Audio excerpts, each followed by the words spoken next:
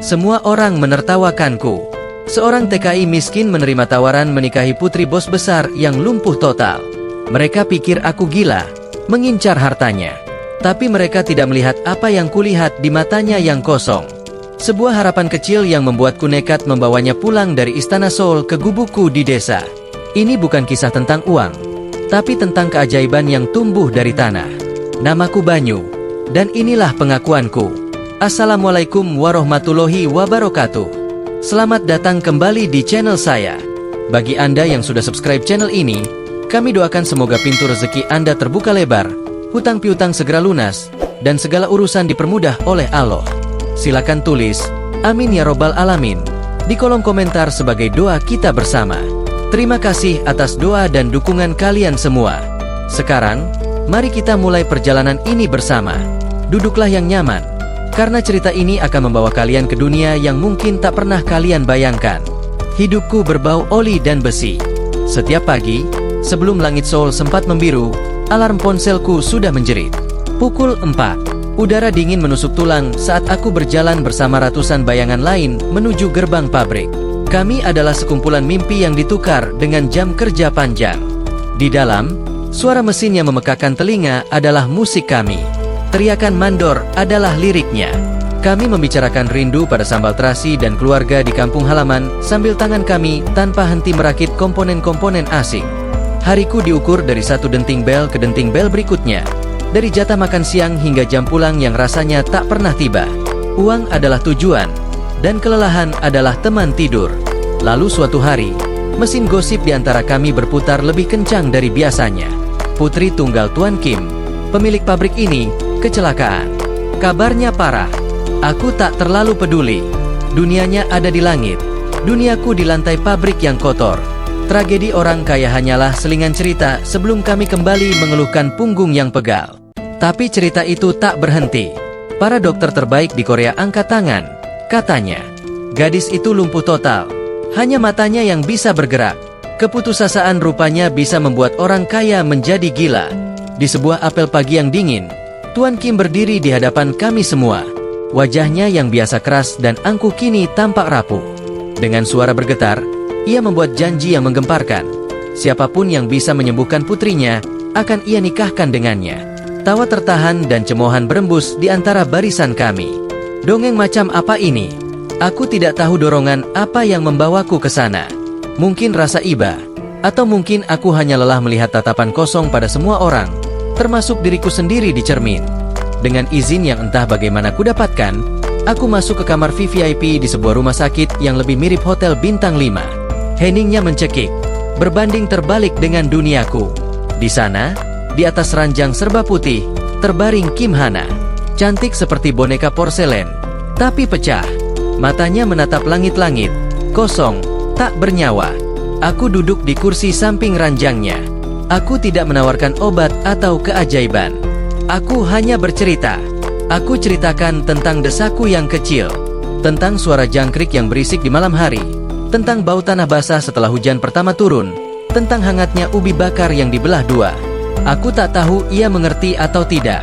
Selama 30 menit aku bicara, ia tak bergerak sedikit pun. Tapi saat aku hendak pamit, aku bersumpah melihat sebutir air mata mengalir dari sudut matanya. Sesuatu di dalam diriku bergetar. Sebuah harapan kecil yang bodoh. Minggu depannya, di hadapan Tuan Kim yang menatapku dengan pandangan campuran antara curiga dan putus asa, aku mendengar suaraku sendiri mengucapkan kalimat paling gila dalam hidupku. Pak, izinkan saya mencoba. Bukan dengan teknologi, tapi dengan cara saya. Izinkan saya membawanya pulang ke rumah saya. Perpindahan itu brutal. Dari lantai marmer Bandara Incheon yang dingin, kami mendarat di tengah riuh dan gerah Jakarta, lalu menyambung perjalanan panjang ke desaku. Udara terasa berat dan lengket. Suara klakson, teriakan penjual, dan kokok ayam menjadi musik latar yang kacau. Untuk Hana, ini adalah planet lain. Selama perjalanan, ia lebih banyak memejamkan mata, seolah menolak dunia baru yang menyeretnya paksa. Rumahku yang kecil, berdinding papan dan beratap seng, terasa menyusut saat kursi rodanya masuk. Ia hanya diam, menatap dinding kosong. Dunianya yang luas kini hanya sebatas 4 kali 4 meter. Awalnya, para tetangga datang karena penasaran. Mereka mengintip dari celah jendela, berbisik-bisik saat aku mendorong kursi rodanya di jalan setapak. Suara Bu Ratmi, tetanggaku yang paling vokal, sampai juga ke telingaku. "Si Banyu bawa pulang bule lumpuh. Mau didukunin apa gimana?" katanya di warung sayur. Gunjingan itu seperti kerikil tajam yang dilemparkan ke punggungku setiap kali aku keluar rumah. Hanya Darto yang berani membela.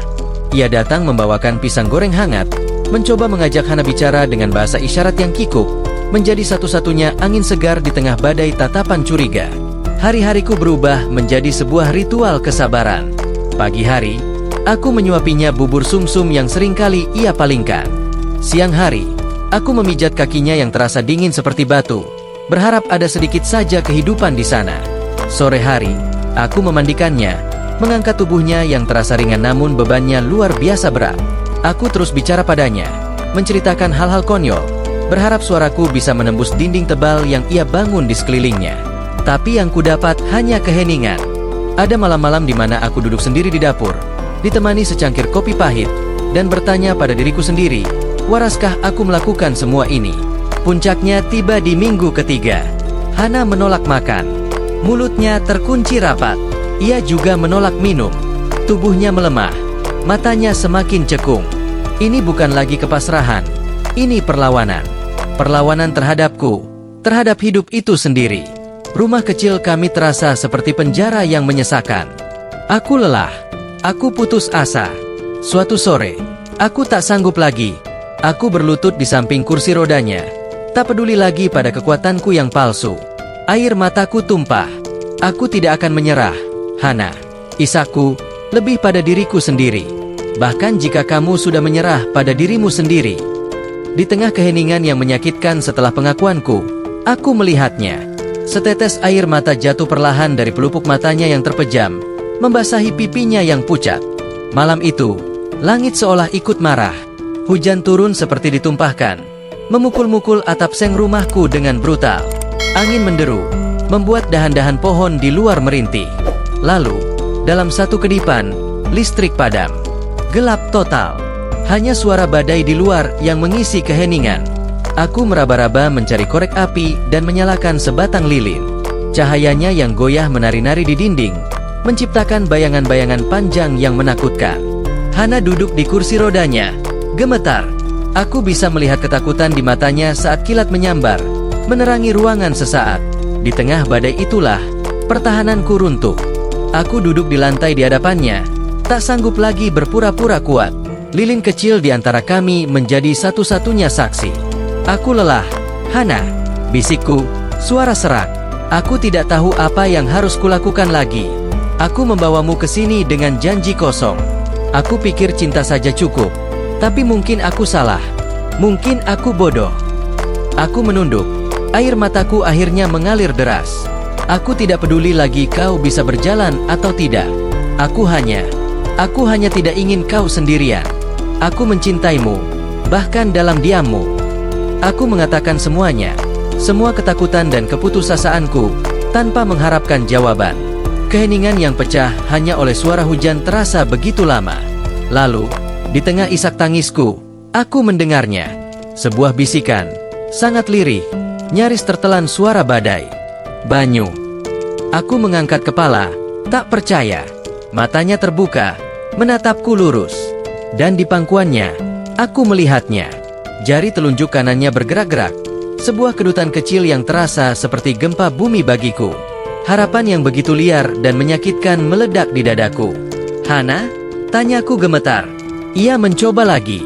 Bibirnya bergetar. Ia mengumpulkan seluruh sisa tenaga yang dimilikinya. Coba, bisiknya. Aku mengerti. Aku segera berlutut di depannya, memegang tangannya yang dingin. Kita coba bersama, kataku. Dengan seluruh kekuatanku, aku membantunya menumpukan berat badannya ke depan. Otot-ototnya kaku, kakinya tak merespons. Ia mengerang kesakitan, tubuhnya gemetar hebat. Ia hanya mampu berdiri selama 1 detik sebelum tubuhnya luruh kembali ke kursi. Gagal. Tapi saat aku menatap wajahnya yang basah oleh keringat dan air mata, aku tidak melihat kekalahan. Aku melihat api. Ia menatapku, napasnya tersengal. Untuk pertama kalinya, matanya tidak lagi kosong. Di sana ada perjuangan. Lagi, bisiknya dengan suara parau yang tegas. Coba lagi. Malam badai itu tidak membawa keajaiban instan. Ia hanya membukakan sebuah pintu. Perjuangan sesungguhnya dimulai saat matahari terbit. Tidak ada fisioterapis mahal atau alat canggih. Arena latihan kami adalah halaman belakang rumah yang becek. Darto membantuku memasang sebatang bambu panjang sebagai pegangan. Setiap hari, selama berjam-jam, kami berlatih di sana. Aku akan memapa Hana, membantunya menjejakkan kaki telanjangnya di atas rumput basah. Katanya, agar sarafnya kembali merasakan bumi. Ada lebih banyak air mata dan erangan kesakitan daripada tawa. Ia seringkali jatuh, tubuhnya luruh ke tanah, dan kami akan duduk di sana, di tengah lumpur, sama-sama menangis karena frustrasi. Tapi setiap kali, setelah tangisnya reda, ia akan menatap bambu itu dan berbisik, "Lagi." Kemenangan kami adalah hal-hal kecil. Mampu berdiri 5 detik lebih lama, berhasil menggerakkan jari-jari kakinya, atau saat ia bisa mengambil satu langkah gemetar tanpa langsung rubuh. Perjuangan kami yang sunyi itu rupanya tidak luput dari mata para tetangga. Gunjingan perlahan mereda, digantikan oleh tatapan iba, lalu kekaguman. Suatu sore, saat kami sedang beristirahat di teras, Bu Ratmi datang. Tanpa banyak bicara, ia meletakkan semangkuk bubur sumsum hangat di meja. "Biar kuat," katanya singkat. Wajahnya yang biasa ketus tampak sedikit canggung, lalu ia bergegas pulang. Gestur kecil itu seperti membuka bendungan. Esoknya, istri Darto datang membawakan jamu. Lain waktu, seorang bapak tua memberikan kami seikat pisang dari kebunnya. Mereka tidak lagi melihat Hana sebagai orang asing yang sakit. Mereka melihatnya sebagai salah satu dari kami yang sedang berjuang. 3 bulan setelah malam badai itu, aku memberanikan diri melakukan panggilan video dengan Tuan Kim. Aku letakkan ponsel di atas tumpukan bata agar ia bisa melihat halaman belakang dengan jelas. Jantungku berdebar kencang. "Sekarang, Hana," bisikku. Sambil berpegangan erat pada lenganku, Hana perlahan berdiri. Keringat membasahi pelipisnya. Ia mengambil satu langkah, lalu satu lagi. 3 langkah tertatih yang terasa seperti sebuah maraton. Dari layar ponsel, aku tidak mendengar sepatah kata pun. Hanya isak tangis seorang ayah yang akhirnya menemukan kembali harapannya. Seminggu kemudian, Tuan Kim datang. Ia turun dari mobil hitamnya yang mengkilap. Setelan mahalnya tampak kontras dengan jalanan desa yang berdebu. Ia menatap putrinya yang sedang duduk di lincak bambu sambil menyiangi pot cabai. Ia tidak berkata apa-apa. Ia hanya berjalan ke arahku, lalu membungkuk dalam-dalam. Sebuah penghormatan yang membuat seluruh desa terdiam. Malam itu, ia menawarkan segalanya. Kembali ke Korea, perawatan terbaik, kehidupan mewah yang pernah Hana miliki. Di hadapan ayahnya, di teras rumahku yang sederhana, Hana menggeleng pelan. Ia menatapku, lalu menatap tanah di bawah kakinya. "Rumahku," katanya dengan bahasa Indonesia yang mulai fasih. "Di sini." Kami tidak kembali ke Korea. Kami juga tidak menerima semua kekayaan yang ditawarkan Tuan Kim. Menolak itu semua adalah hal termudah yang pernah kami lakukan. Rumah kami memang di sini, tapi kami menerima sedikit bantuannya, bukan sebagai hadiah, tapi sebagai restu. Uang itu kami belikan sepetak tanah tak terurus di belakang rumah, penuh ilalang setinggi dada. Itulah kanvas baru kami. Tuan Kim pulang ke Seoul dengan air mata kelegaan, meninggalkan putrinya di sebuah desa kecil di antah berantah, di tangan seorang mantan buruh pabriknya. Sebuah kepercayaan yang tak ternilai harganya.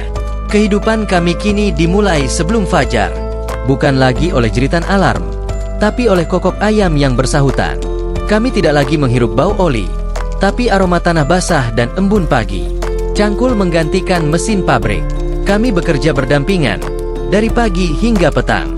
Aku mencangkul, membuat bedengan, sementara Hana dengan telaten menanam benih-benih sawi, kangkung, dan bayam. Tangannya yang dulu sehalus porselen kini sedikit kasar dan kapalan. Tapi tawa di sela-sela peluk kami adalah musik yang jauh lebih indah dari apapun. Ia tidak pernah benar-benar pulih 100%. Saat terlalu lelah, kakinya masih suka sedikit pincang, tapi ia tidak pernah mengeluh. Gadis rapuh di kursi roda itu telah hilang, digantikan oleh seorang wanita tangguh yang menemukan kekuatannya di atas tanah miliknya sendiri. Kami bukan lagi Banyusi TKI dan Hana Putri CEO. Di pasar desa, orang-orang mengenal kami sebagai Banyu dan Hana, pemasok sayuran paling segar. Kebahagiaan kami sesederhana melihat keranjang-keranjang kami kosong di akhir hari, atau saat seorang ibu memuji manisnya bayam hasil kebun kami. Kami membangun hidup kami dari nol, dari sepetak tanah dan segenggam benih.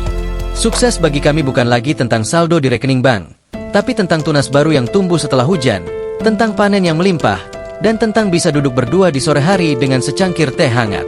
Sekarang, aku sering duduk di teras bambu yang kami bangun bersama, menatapnya yang sedang menyirami tanaman. Ia akan balas menatapku dan tersenyum. Senyum yang tak pernah kulihat di kamar rumah sakit yang mewah itu. Luka dari masa lalu tidak pernah benar-benar hilang. Ia menjadi bagian dari fondasi hidup kami, pengingat dari mana kami berasal. Tapi di sini, di atas tanah ini, di bawah langit desa yang sama setiap hari, kami belajar cara menanam harapan baru di atas luka itu. Kami merawatnya setiap hari dengan sabar dan cinta. Dan ternyata, panennya jauh lebih dari cukup. Dan begitulah akhir kisah kami. Dari deru mesin pabrik di Korea hingga tenangnya kebun sayur di desa, kami menemukan bahwa kebahagiaan sejati ternyata tidak terletak pada kemewahan, tapi pada kesederhanaan dan kebersamaan. Luka masa lalu tidak pernah benar-benar hilang, tapi ia menjadi pupuk yang menyuburkan harapan baru. Kisah ini mungkin fiksi, tapi kami berharap pelajaran di dalamnya terasa nyata, bahwa cinta yang tulus dan kesabaran yang tak bertepi bisa menumbuhkan keajaiban di tempat yang paling tak terduga. Terima kasih banyak sudah menemani perjalanan kami sampai akhir. Pelajaran apa yang paling menyentuh hati kalian dari kisah Banyu dan Hana? Tuliskan di kolom komentar ya. Saya senang sekali membaca pemikiran kalian.